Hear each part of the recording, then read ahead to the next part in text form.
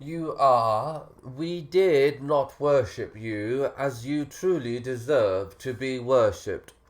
A hadith about the resurrection reported that Abdullah said, a violent, bitter, cold wind will be sent. No believer will be left on earth except that wind will envelope him. Then the hour will arrive upon the people, and an angel with the horn will stand between the heaven and the earth, and he will blow into it. Every single created being in the heaven and in the earth will die. Then whatsoever Allah wills will occur between the two blows. Then Allah will send water from underneath the throne. Their bodies and flesh will grow from that water, just as crops of the earth grows forth from the soil. Then Ibn Masud recited, and it is Allah who sends the winds so that they raise up the clouds, and we drive them to a dead land, and revive therewith the earth after its death. As such will be the resurrection. Then an angel will stand with the horn between the heaven and the earth, and he will blow. Each soul will head to its body and enter into it, and then they will come standing to the Lord of all that exists. I said, O Messenger of Allah, how will Allah bring life to the dead? And what is the sign of that in his creation?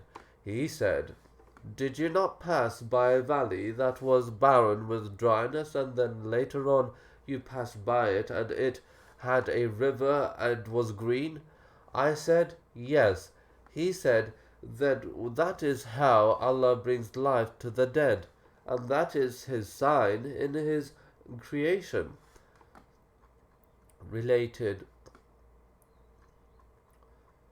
this narration, and Imam Ahmad related the same or a similar narration through a different chain of narrators, related the same hadith through another chain of narrators. In it, I went to the Messenger of Allah and said, O Messenger of Allah, how does Allah bring life to the dead? He said, you have passed by a land from your land that was barren, and when you later on passed by it, it was fertile.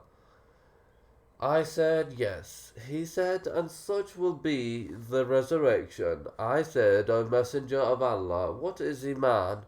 He said, for you to bear witness that none has the right to be worshipped but Allah alone, and he has no partner, and that Muhammad is his slave and messenger.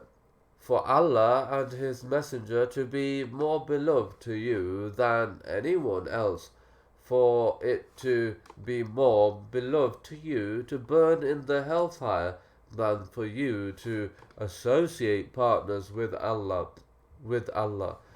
For you to love one who is not a relation, loving him for no reason other than for Allah.